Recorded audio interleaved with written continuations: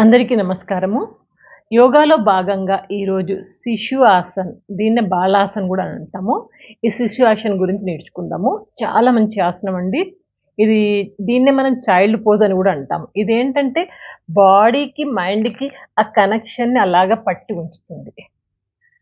అందుకని శిశు ఆసన్ అంటాం దీన్ని. సో, ఈ శిశు ఆసన్ ఎప్పుడు జేయాలి? ఎలా జేయాలి? అండ్ దీనివల్ల ఉపయోగాలేంటి? ప్రాక్టికల్‌గా మీకు చేసి గూడా చూపిస్తాను.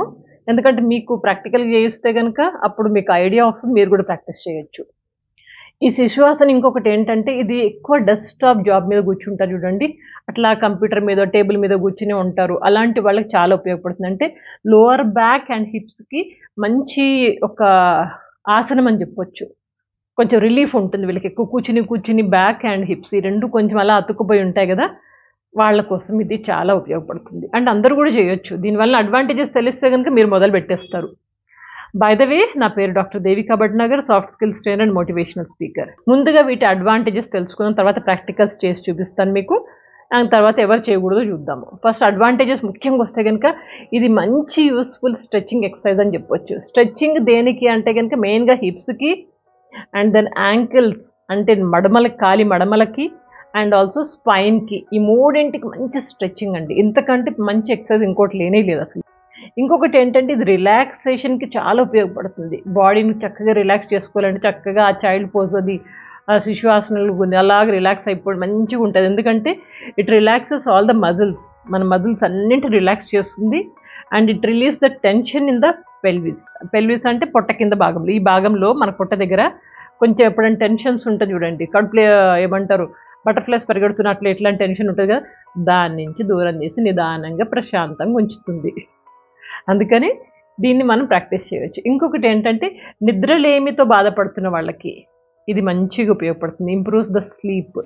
చక్కటి నిద్ర కావాలంటే గనక ఈ శిశువాసనం ఒకటి ప్రాక్టీస్ చేస్తే నిద్రలేమి ప్రాబ్లమ్, ఇన్సోమ్నియా ప్రాబ్లమ్ మనకు దగ్గరికి రానే రాదు.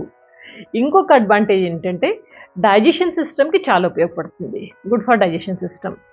ఎందుకంటే ఆ పోజ్‌లో మనం అలా అంతసేపు ఉన్నామంటే పొట్టకి మొత్తం బాడీ మొత్తానికి మంచి ప్రెషర్ పడేసి ఇండైజెషన్ ఇలాంటి ప్రాబ్లమ్స్ రావు. డైజెషన్ మంచిగా యూజ్‌ఫుల్ అవుతుంది. ఇంకేంటంటే కాన్‌స్టిపేషన్ ప్రాబ్లమ్‌తో ఉంటారు చూడండి కొంతమంది మలబద్ధకము. వీళ్ళకి కూడా ఇది చాలా మంచి ఆసనం. మీరు ఒకసారి ట్రై చేయండి మీకు అర్థమవుతది. ఇంకొక టెన్షన్ ఎక్కువ ఉందనుకోండి, ఆ టెన్షన్ నుంచి దూరం చేయడానికి కూడా ఇది బాగా ఉపయోగపడుతుంది. It relieves the tension and మైండ్‌ని కామ్‌గా ఉంచుతుంది. ఇప్పుడు మనసు పరిపరి విధాలుగా పరిగెడతా ఉంటది. ఒకసారి ఇటు అంటది, అటు పరిగెడతా ఉంటది. అనవసరమైన ఆలోచనలు మైండ్‌లోకి వస్తాయి చూడండి, వాటిని తగ్గించుకోవడానికి కూడా ఇది బాగా ఉపయోగపడుతుంది. మైండ్‌ని కామ్‌గా చేస్తుంది. ఇంకా బ్లడ్ సర్క్యులేషన్ కూడా పెంచుతుంది. ఎక్కడెక్కడ బ్లడ్ సర్క్యులేషన్ పెంచుతుంది అంటే గనక తల భాగంలో, మెడ భాగంలో ఈ 2 ప్లేసెస్‌లో బ్లడ్ సర్క్యులేషన్ బాగా ఉంటుంది. ఈ ఆసనంలో స్పెషల్లీ. అండ్ ఇంకొకటి ఇట్ స్ట్రెంథెన్స్ ద మజిల్స్. ఏ మజిల్స్ అంటారా? Lower part of the body. Lower part of the body ఇక్కడ ఇక్కడ నడుము దగ్గర నుంచి కింద పార్ట్ దగ్గర దాకా మనకు మంచిగా ఒక స్ట్రెంథెనింగ్ అయిపోతుంది. ఒక మంచి ఎక్సర్‌సైజ్ అని చెప్పొచ్చు.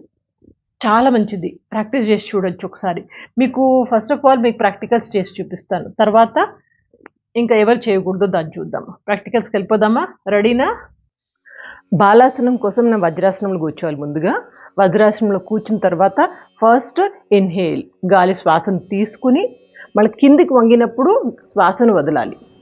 Inhale now. ఎక్స్‌హేల్.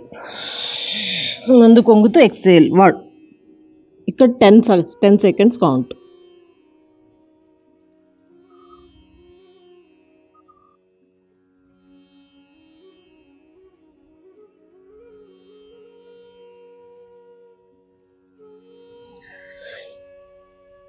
ఇంకొక 2 సార్లు చేద్దాము. ఓకేనా?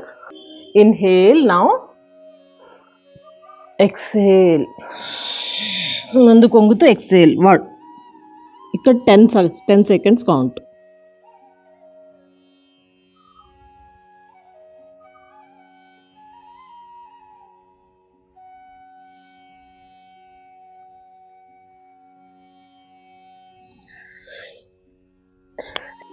Inhale now. ఎక్స్‌హేల్.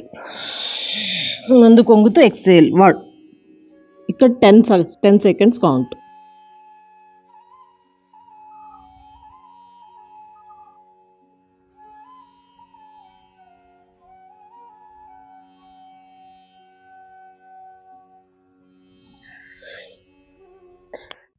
అయితే ఈ ఆసనం ఎవరు చేయకూడదు అంటే గనక ముఖ్యంగా ఎవరికైతే బ్యాక్ అండ్ నీస్ అంటే వెనక భాగంలో అండ్ మోకాళ్ళకి సర్జరీలు అయిన వాళ్ళు, దెబ్బలు తగిలిన వాళ్ళు, బాగా దెబ్బలు తగిలిన వాళ్ళు, అలాంటి వాళ్ళు చేయకూడదు. మోకాళ్ళ నొప్పులుండి అసలు కూర్చోలేము, కింద కూర్చుని అనే వాళ్ళు కూడా చేయకూడదు. ఇంకా హెర్నియా ప్రాబ్లం ఉన్న వాళ్ళకి కూడా ఇది అడ్వైజబుల్ కాదు. ఇక ప్రెగ్నెంట్ లేడీస్కి అయితే పక్కా నో, స్ట్రిక్ట్లీ నో, అసలు చేయకూడదు. ఎందుకంటే అలా వంగి మనం పొట్ట మీద ప్రెషర్ పెడుతున్నాం కదా, ప్రెగ్నెంట్ లేడీస్ చేయకూడదు. ఇంకా హై బీపీ ఉన్న వాళ్ళకి కూడా ఇది రికమెండెడ్ కాదు. హై బీపీ ఉన్న వాళ్ళకి ఏంటంటే బ్లడ్ సర్క్యులేషన్ బాగా పెరిగిపోతుంది, మళ్ళీ ప్రాబ్లం అవుతుంది. అందుకని హై బీపీ వాళ్ళకి అడ్వైజబుల్ కాదు. ఇంకొక డయేరియా ప్రాబ్లం ఉన్న వాళ్ళకి కూడా ఇది రికమెండెడ్ చెయ్యరు. ఎందుకంటే కనుక ఇది మనం కాన్స్టిపేషన్కి అంటున్నాం కదా, మన డయేరియా ఉన్న వాళ్ళు ఆసనం వేసుకుని కూర్చుంటే ఇంకెక్కువ అయిపోతుంది. సో కాబట్టి డయేరియా ఉన్న వాళ్ళు ఇది చేయకూడదు. ఇంకొకటి సీనియర్ సిటిజన్స్ కూడా ఈ శిశువాసనం అడ్వైజబుల్ కాదు. ఎందుకంటే కనుక వాళ్ళకి నీస్ అండ్ యాంకిల్స్ ఈ రెండు కొంచెం వీక్గా ఉంటాయి కదా, మోకాళ్ళు మడమలు ఈ రెండింటి మీద ప్రెషర్ పడుతుంది. ఇది వాళ్ళకి పాసిబుల్ కాదు కాబట్టి వాళ్ళకి ఇది అడ్వైజబుల్ కాదు. మిగిలిన వాళ్ళందరూ చేయొచ్చు. నేనైతే రోజు చేస్తాను. ఎందుకంటే అది దాని అడ్వాంటేజెస్ తెలుసుకున్నాక వదిలే క్వశ్చనే లేదు. మీలో ఎంతమంది చేస్తున్నారు? మీ యొక్క అభిప్రాయం తప్పకుండా కింద కామెంట్ బాక్స్లో రాయండి. ప్రాక్టీస్ చేస్తూ ఉంటేనే మనకు ఫలితాలు వస్తూ ఉంటాయి, అంతకుమించి ఏమీ లేదు.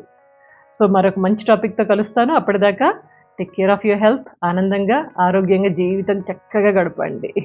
Good luck.